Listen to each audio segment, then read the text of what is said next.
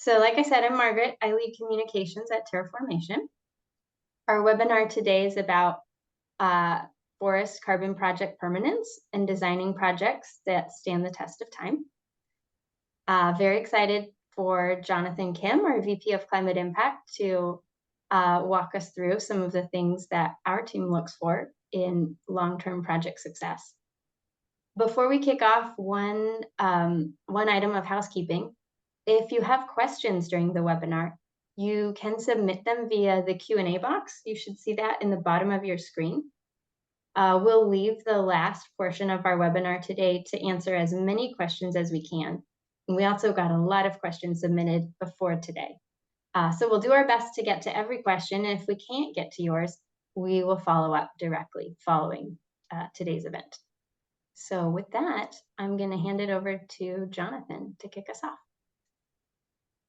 Thanks, Margaret. Thanks everybody for joining. I'm super excited to do this. I myself am calling in from Hawaii. So it's, I don't know, I'm energized even though it's late. But the topic we're talking about today is something that, we talk about internally here at Terraformation as well as we design projects. It's also something I get asked a lot from people who are evaluating projects, and they really want to know, how do I identify a project that's good? So as Margaret mentioned, I lead our climate impact team here. What that means is I get to talk with high net worth individuals and foundations, family offices, corporations and institutions, and understand their climate goals, whether it's around biodiversity or social justice or human equities. All these different things have some connection to the climate, and I get to try to translate what they want to achieve to the work that we're doing at Terraformation. So it's a super fun and rewarding job. Before we jump into the content, we're going to do a quick poll for the audience. Should see it momentarily pop up here just to kind of get a sense for where people are at and what you're interested in.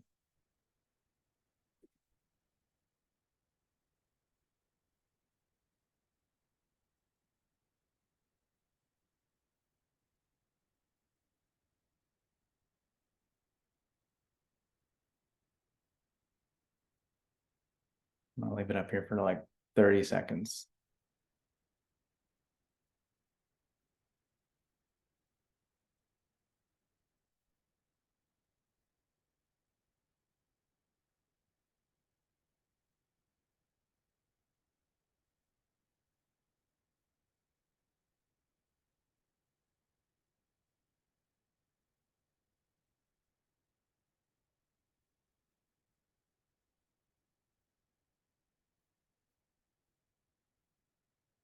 Okay, that's probably enough time.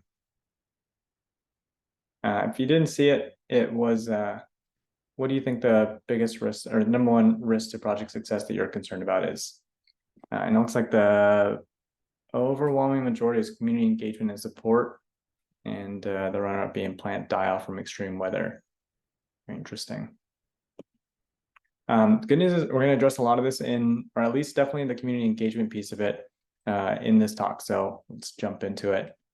So I was thinking about how to prepare for this call, and I had an experience recently where I had to buy a used car. I spent most of my adult life in Boston, where the public transit is quite good. And so this is only the second car I've ever purchased. I am definitely nowhere near an expert in how to buy used cars. But through the process, I've been learning how to tell whether a used car is a good one or if it's a bad one. And I've learned that there are tons of things that you need to look for, right? You need to look at accident history, number of miles, signs of wear. And if you're familiar with cars, maybe you took an auto mechanic class in your primary education or high school, you might open the hood, you might look for fluids and check the fluids and look at belts and things like that to understand, am I buying a lemon here? Or am I buying something that's quite good? The annoying thing that I find about forestry projects is that they don't make a loud clanking sound as you're driving down the highway to tell you that there's something wrong with them, right? And so the problems with the forestry project are often not obvious, and they're often systemic, and they don't show up until far in the future. A colleague of mine on our science team sent me this paper that was published in 2020, where they estimated that about 60% of restoration projects succeed. And he actually separately just recently did his own independent analysis, And now we believe that the number may be even less than 50%. And so when looking at a good product, you're really trying to beat the average, and it's so important to do your diligence, and it's something that we do as we approach our projects, and it's something that I know that a lot of buyers do as well, is trying to understand how to do diligence quite well. And that's not to say projects are all about finding the risks, right? It's not about identifying all of the different problems that are wrong with something.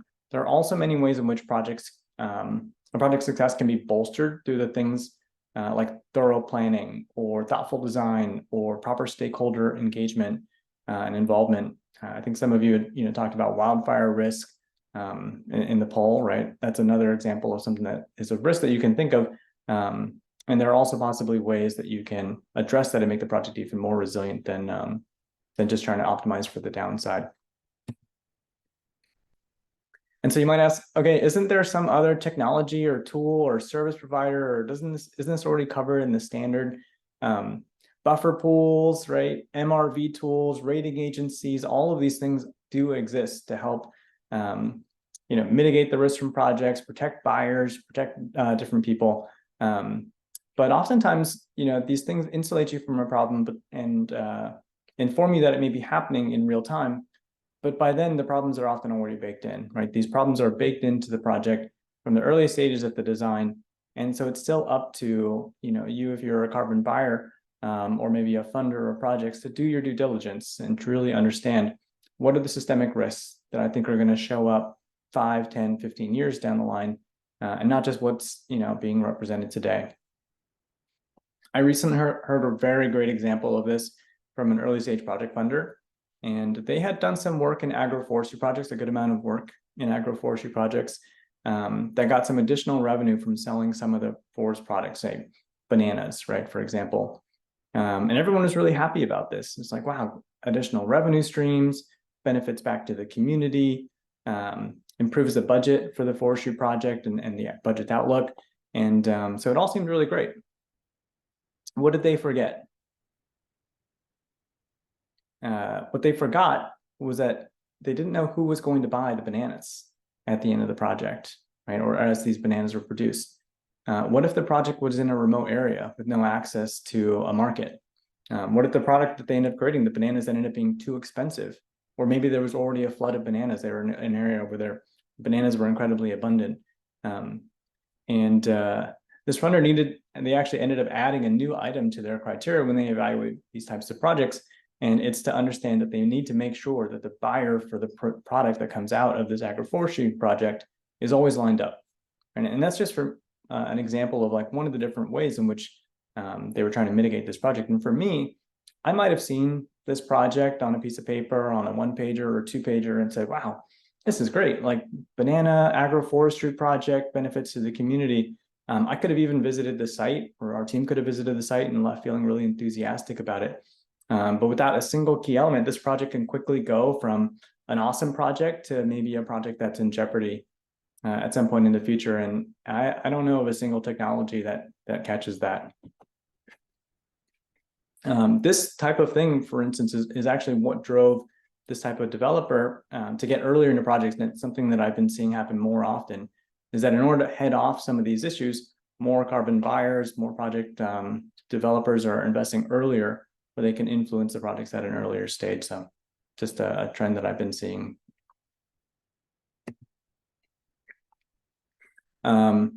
It takes decades of experience to build that corpus of things to look out for. I certainly don't have it, but the team that we've been able to assemble does, and it's expensive. And you're probably on this call because you don't quite have the time and you need those answers. You need some of that corpus right now. Right. So even if you're able to hire an experienced forester or find a great contractor who can help you, every project is different. They might not have experience in a certain type of project. They may not have much experience doing legal work in a certain area or jurisdiction. All of these different reasons that make it really hard to do as an individual or even as a small team. And so we've been fortunate. We've assembled a team of 100 people, nearly or so, who collectively bring a wealth of experience across forestry, legal, finance, science, and all these different areas. And as project developers, technology providers, and product sponsors, we've sort of been able to accrue a lot of these best practices from other developers who are also doing this in the field and learn what works and not works for them. And we don't have time in this call or on this webinar to cover decades of due diligence. So what I want to leave you with today is at least 3 things that you can walk away with that might help you evaluate your next project opportunity a little bit better than maybe you did when you came in. So I'm going to jump into those. Let's try to get through them. The first, and this kind of gets to the community benefit aspect, is aiming to find a project that exceeds the existing standards. So, there are some certifications out there, there are different standards, and there are registries that support a lot of this. And whether it's CCB or V+ or anything else, looking for a project that not just meets those bare minimum requirements, but really truly aims to exceed them. An example, I recently reviewed a CCB certified project that not only covered and protected 950 species, but they actually discovered 20 new species through the project monitoring, the biodiversity monitoring that was required. And why is this important? Why is it important to overshoot these standards? Probably many on this call know that the standards are frequently changing. I mean, just a couple of weeks ago, I saw a pretty major change from, gosh, I forget the acronym. So many acronyms already. And I think Vera's on version 3 of CCB, they're on version 4 of VCS. These things change, right? Over the course of a 30 or 40-year project, it's likely that these standards will change in some meaningful way, 2, maybe even 3 times. And so, when you're talking to a carbon developer, project developer, and you and yourself are evaluating these projects, you want to be sure that the project's not just aiming for the bare minimum, which may have been set already in 2011 when the last update of VCS was. You want to be looking for projects that are already designing for future changes, and even looking ahead at what has the trend been over the last decade or so. What is the sentiment that we are heading towards in terms of the project quality, and aiming to raise the bar there, because we know that that's just going to be where things are going to be at 5, 10, 20 years down the road. Some of these standards already specify optional criteria, and a good developer will be actively designing to stay under the standards and the market demands at the same time.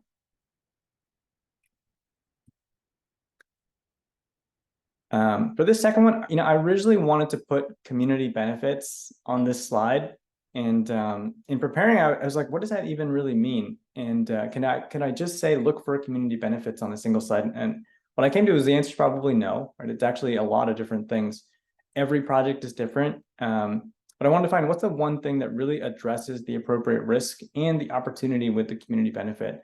And what I'd like to suggest is to look for value chains that outlive the project. Right? So what does that look like? If the project were to end, like a filter I use, if the project were to end and nobody was getting paid to plant or protect trees, would somebody still do it?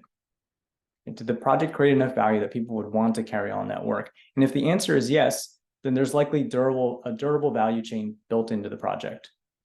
An example of this is agroforestry, right? Where the community is benefiting from the forest and sees it as equally important, if not more important, than the carbon revenue they were getting out of it. And value chains, they don't have to be purely economic, right? There's one-time payments or salaries that you could be giving the communities, and that could be benefit back to the community. That could be these agroforestry benefits or things that outlive it, but it could also be social or cultural things that are important to the community. Imagine a small project that protects culturally important land or restores a culturally important species. This happens a lot in Hawaii, and locals will actually go out of their way on land that they may not even own to protect these areas without receiving any economic benefit.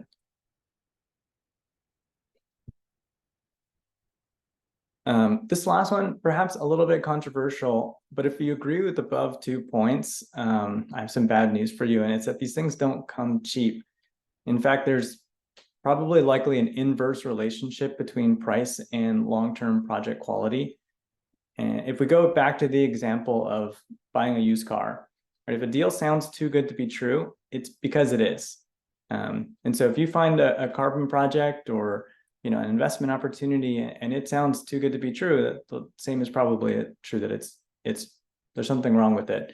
And it doesn't matter if you're co-developing it or you're buying verified and issued credits. A surefire way to expose yourself to some amount of unnecessary risk is to optimize for the lowest possible price. The truth is that if you actually want to save money, one way to do it is by actually paying a little bit more upfront to avoid paying more in the future. And this is especially true if you're doing early stage project development. And you might say, Jonathan, I only have so much budget, I can't spend it all on a project and on a really high expensive credit. On the spot market, I can't pay $60 for credit or something like that. And there's another solution, which is to get earlier stage, right? So if you do want to have a lot of control over the design of a project or influence over the design of a project, and you want to pay less, one way to do that is to get in earlier stages, right? So if you are getting something on the spot market in the issuance stage, you're paying market prices. I've heard things recently as high as $60 a credit. You can get in a little bit earlier when the project is in the planting phase, pay for infrastructure, pay for planting. You might get a little bit closer to the cost. And then you can get in at the earliest stages, right? When the project has not done anything. Maybe it's just a community or a group of people or a local NGO who wants to try doing their first carbon project. It's a bigger risk, right? But you can have a lot of control over the design or have a lot of influence on the design, and then pay a lot less as well in exchange for taking on significantly more risk. So there are ways, right? It does not have to be, this isn't for everybody for sure, but it doesn't have to be a complete trade-off where, oh, if I want high quality, I have to absolutely pay more. There's actually a way to influence both. And just pitch for Terraformation here, right? If you're one of those people who feels like, wow, this is really overwhelming and I am too scared or nervous that I'm just going to do it wrong, reach out. We're here and happy to help. My team literally advises people on how to do this stuff well all the time. And we do it for free. And we just hop on calls and talk to you and we try to find something that works for you. So yeah, feel free to reach out. And we've got a team of experts here supporting myself, my team, and Margaret, et cetera, to help all of you. Cool. I think we got through maybe a little quickly. We wanted to leave at least 10 minutes at the end of Q&A. So yeah, I think we had a couple questions come in before the webinar or as you signed up, and then we'll kind of transition to some audience Q&A here if there's any. Yeah, thank you, Jonathan. We did get quite a few questions submitted before, but if you have a question now, please feel free to submit on the Q&A box. Just to kick us off, one that came in about a week ago was, what importance will biodiversity play in determining project success? Yeah, that's I think biodiversity, I hear it a lot, definitely from buyers. I've been hearing a lot from other project developers that CCB, which is one of the ways in which you can sort of certify that you are doing biodiversity or have biodiversity principles baked into the product, is becoming a requirement now. Pretty much every project, especially on the ARR front, is including CCB. So it feels like it's become similar to the point before about exceeding the standard. CCB used to be optional, and more I hear it talked about as a requirement or as a bare minimum. Projects will stand out if they are not CCB certified. So that's one way I think to evaluate it. The other is I think there's also a lot of upside for projects that they may be missing out on that could make the returns better for investors and enrich the communities by really valuing biodiversity. And the goal is, some of these things are trying to get other people to value biodiversity. We just had the first purchase of biodiversity credits, I think earlier this year. It was like in the spring or early summer. I know a lot of people are working on different standards and ways to evaluate it, to get people to value it. And so I think there's a lot on the horizon when it comes to biodiversity and how it gets incorporated into projects. And I think a lot of developers are starting to acknowledge that now. So as a buyer, if I were to buy a project today, especially if it's a recently done one, I would probably expect it to have CCB. And I would probably be wary of projects that don't have it. And I would want to ask why. And ask other ways in which they are measuring biodiversity, because it seems like it's crucially important, even if it's not a specific certification. Overall, the principle seems to be something that a lot of people are expecting.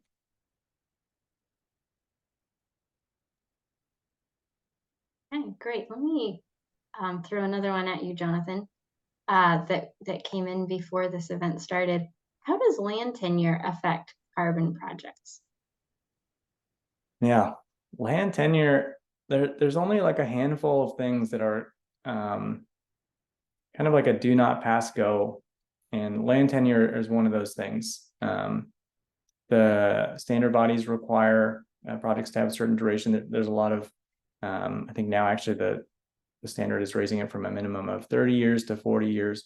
And so having secured rights to the land and be able to say that, hey, this project is secured, this land is secured, and nobody else can come in and touch it for the entire duration of the project, is one of the bare minimum requirements for you to be able to do a project. A lot of people, developers, will come in and ideally help you do that, right? There's a whole process that Terraformation goes through to diligence the legal paperwork and make sure that, as a project, as a local NGO or as somebody who comes in and you say, hey, I own land title to this area and it's going to be good for 40 years. We'll go through and help you verify that and double check that and make sure that we can then represent that to other people who will do even further diligence on it.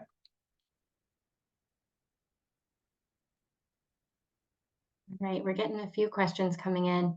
Here's one that just came in, Jonathan. What about continuing issues with price consistency in the voluntary carbon market and lack of transparency on reporting of price per ton?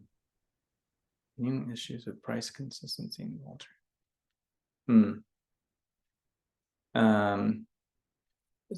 I heard something recently, and I thought it was really interesting.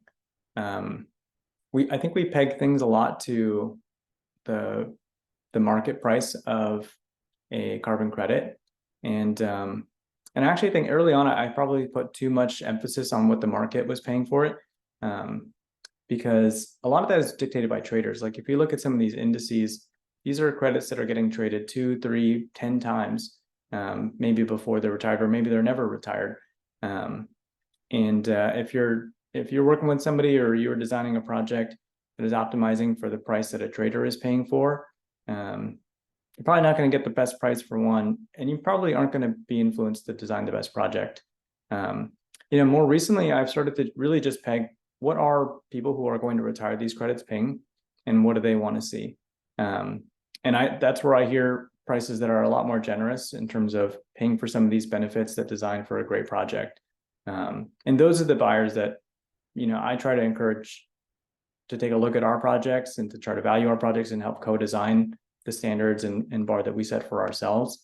Obviously I'm not the main influencer on this stuff, but I bring this intel back to the team and I say, hey, here's what people like Microsoft, who have incredibly high bars, here's how they design their principles of projects. And, here's what I understand that they pay, or like the rough ranges that we see, right, based on the things that they publish.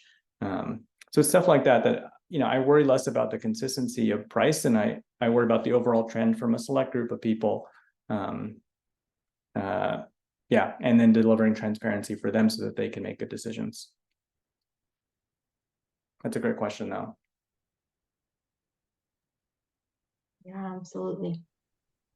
The one question we're hearing a lot is that carbon sequestration varies across tree species and environments. So how is carbon value assessed? Can you repeat the last part, Margaret? Yeah, how is carbon value assessed, given that carbon sequestration rates can vary by ecosystem? Ooh. Probably we need to bring a scientist onto this call for this. There's like as our science team likes to tell me, I'm gonna tell you the same thing, which is it depends, and it's a very nuanced answer.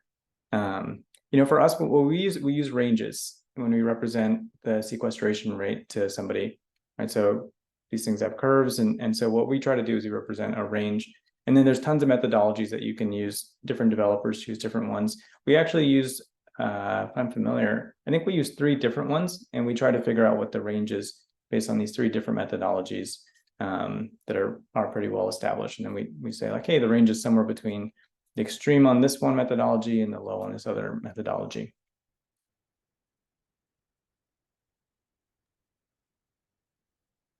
Yeah. Trying to get through all your questions again. I'm sorry we won't get to everybody, but here's another theme that's coming through is how about changing government and changing policies? How does that risk impact projects? Yeah, that's a really good question, and it's so relevant and topical right now.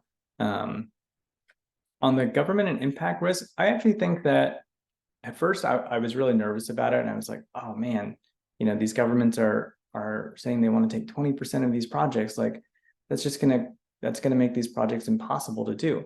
And that was my initial reaction, I think, when some of these were coming out. And some of I think government policies have been somewhat extreme. I think Zambia was one of those that just said all of these projects are completely invalid now.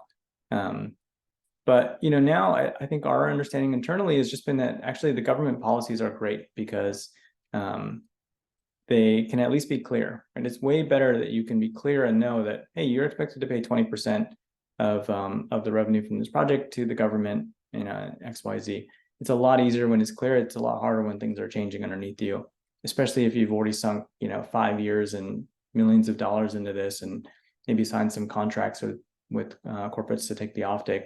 When you've dedicated that much effort and spent that much money and also promised and set expectations to these communities that they're going to get this stuff, and then you have to pull out because something changed underneath you, the economic environment change or the political environment change, that's tough. It actually, I think, sours the pool overall for people to not want to do projects, and definitely to avoid that area because of the volatility.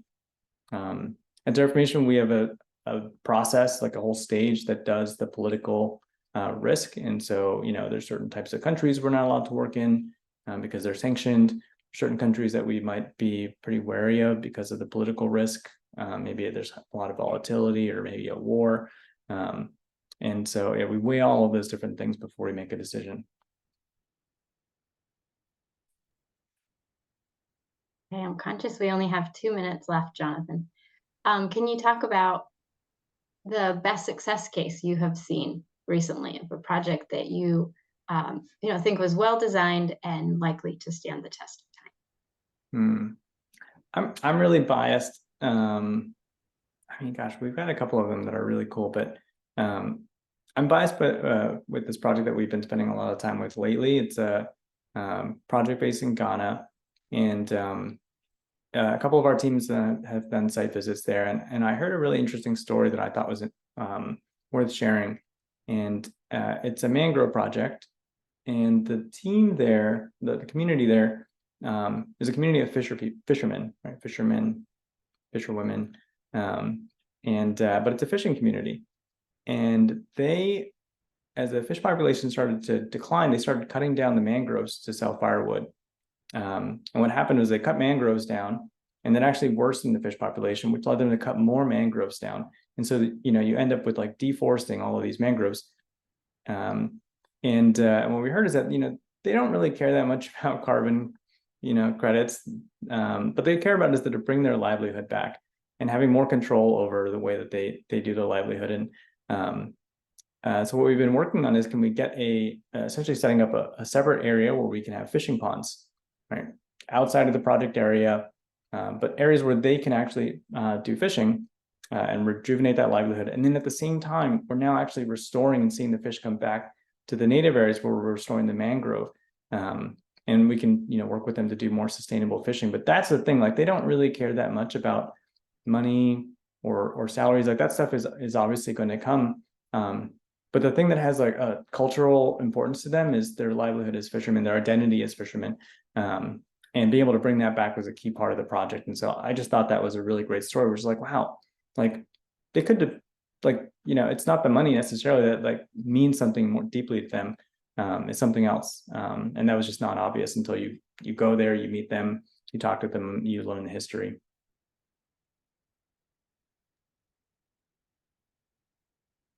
Okay, I know we're at the end of time. If you do want to learn more, we didn't get to everything. If there's more questions, you can always email me. I'm just Jonathan at Terraformation.